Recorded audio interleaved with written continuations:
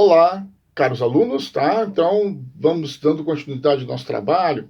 Esse vídeo que eu estou fazendo, ele vai substituir aquela gravação que eu estava fazendo na nossa aula, tá? Que ficou muito ruim em função dos problemas de compartilhamento, tá? Então, vou gravar aqui um vídeo, não vai aparecer compartilhamento, tá? Só vai aparecer eu, tá? Eu e o fundo, tá bom? Tá? Que é um quadro de Salvador, tá? Da Bahia, lá do Pelourinho, ok? Bom, e aí então eu vou dar uma explicação para vocês sobre as atividades econômicas coloniais, tá? Tá em dois vídeos, tá? Esse primeiro e tem um outro segundo, tá? Que eu gravei de forma inversa, mas isso aí são problemas pequenos, ok? E nesse vídeo, então, a gente vai falar sobre, né, a economia colonial, tá? Tendo que lembrar, eu estou acompanhando aqui o PDF que eu deixei para vocês, tá?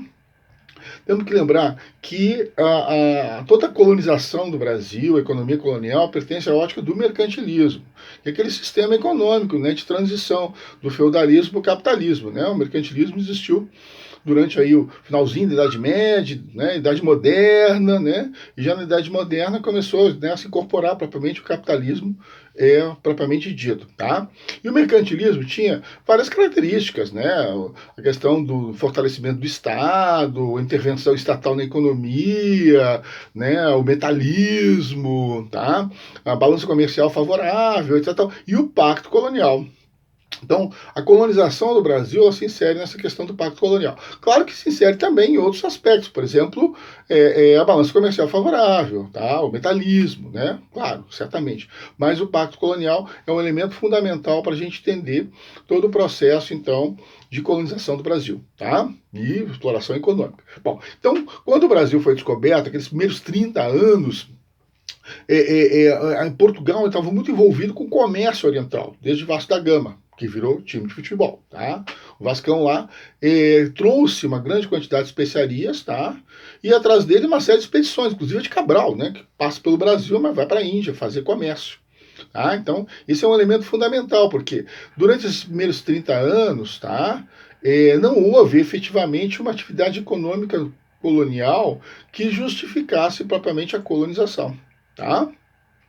Então, é o período que a gente chama, né, o período pré-colonial, e é o período também que o Brasil basicamente forneceu produtos extrativos, como o pau-brasil. Né? Então, é justamente o chamado ciclo pau-brasil.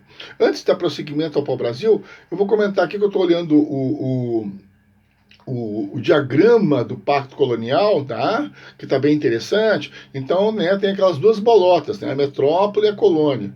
A metrópole, vamos dizer assim, fornecendo produtos manufaturados para a colônia, e a colônia fornecendo produtos primários para a metrópole, né? Tá? Claro que a metrópole também fornece escravos, né? Claro que os escravos não saíam lá de Portugal, né? Mas ela monopoliza, tá? Ela estabelece o estanco, o controle comercial sobre os escravos, tá bom? E a colônia não só exporta matérias-primas, né? Mas exporta especiarias como açúcar, tá? Minerais preciosos, como o ouro, né? Como os diamantes, né? Então, obviamente, né? Esse pacto colonial ele é inserido uma série de outros produtos, né? Que são de valor importante e que estabelece a riqueza da metrópole, né?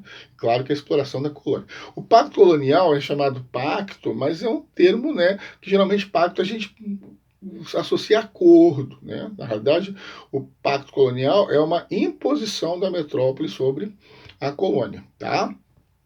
Então tem outro slide que interessante que aparece, né? A metrópole, que é o país que coloniza, colônia, o país que é dominado, que é colonizado, né? E o pacto colonial, que é essa relação, né? Que está naquele esqueminha que eu coloquei para vocês, tá?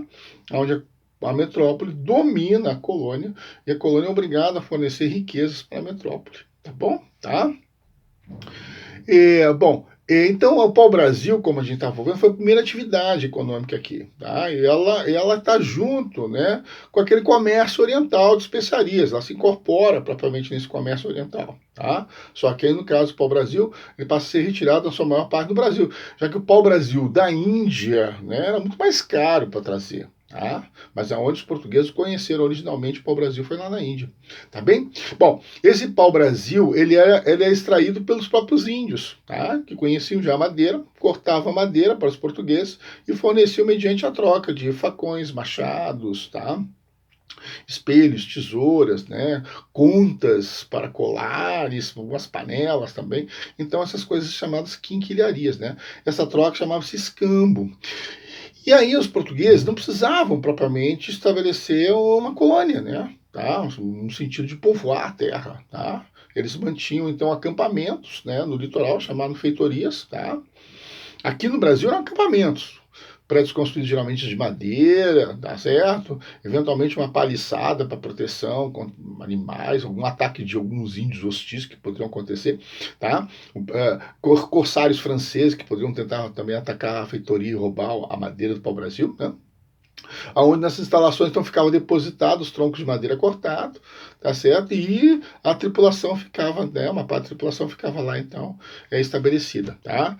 Por exemplo, na África, onde havia o comércio escravo, as feitorias eram prédios, né, eventualmente fortificações, aí tinha soldados portugueses, aí era um sistema mais complexo. Na Índia também. As feitorias eram bem mais complexas. Aqui no Brasil as feitorias eram muito simples, né? Porque o comércio era também um comércio muito simples, tá? Bom, o principal contratante, tá, de exploração do pau-brasil, que ele obtinha uma licença, uma autorização do Estado, né, português, tá, foi Fernando de Noronha, né, nome de ilha, tá, né, hoje nós temos um arquipélago, né, que homenageia o nome dele, tá. Fernando de Noronha era um grande comerciante, era nobre também em Portugal, tá, mexeu com o comércio oriental e mexeu com o arrendamento de pau-brasil, tá, onde ele fez fortunas, né? Tá certo? Durante essa época aí, nos primeiros 30 anos, tá bom? Tá? Bom, e aí o que vai acontecer, né? Para que era usado o pau-brasil? O pau-brasil era usado para a fabricação de tintas, essa era a questão mais importante, tá? A gente já pode até saber por que o ciclo do pau-brasil ele perdeu importância, porque no final do século XVI se inventa o sistema químico de produção de anilinas, de corantes. E aí o pau-brasil começa a perder importância, tá? Essas anilinas fabricadas lá a partir de minerais encontrados no solo eram muito mais baratas que o pau-brasil, tá? E se obtinha uma tinta vermelha, né, bonita para pintar os mantos reais, né, dos nobres também, os tapetes vermelhos, né, tá? Com uma qualidade tão boa praticamente como o pau-brasil. Aí o pau-brasil começa a perder importância, tá? Aí o pau-brasil deixa de ser uma atividade importante. Nesse meio tempo, então, o açúcar começa a assumir, então, a grande importância. E o açúcar é muito importante porque ele vai determinar, então, a colonização do Brasil. Mas isso está na próxima aula, tá? Que já está, inclusive, gravada, tá bom? Então, vejam a próxima aula, Atividades Econômicas 2, tá bom? Eu vou, então, terminar aqui.